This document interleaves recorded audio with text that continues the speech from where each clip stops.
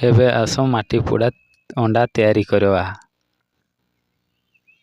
ମାଟି ଭିତରେ ଅଣ୍ଡାଟିକୁ ପୁରେଇ ଦେବା। ଏଇଭଳି ଜେଜେମା ଆମକୁ ଆଗରୁ କରି ଦଉଥିଲେ। ତାପରେ ଗୋଲ କରିଦେବା।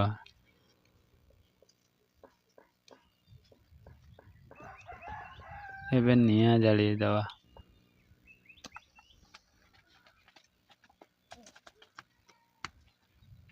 ନିଆଁ ଜଳିଗଲାଣି।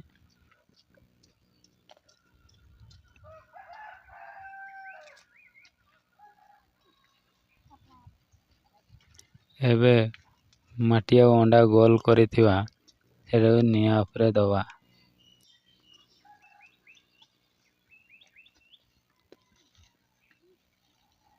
ଏବେ ଭଲ ଭାବରେ କାଠ ଜଙ୍କେଇ ଦେବା। ନିଆଁ ଯେପରି ଭଲ ଭାବରେ ଜଳିବ।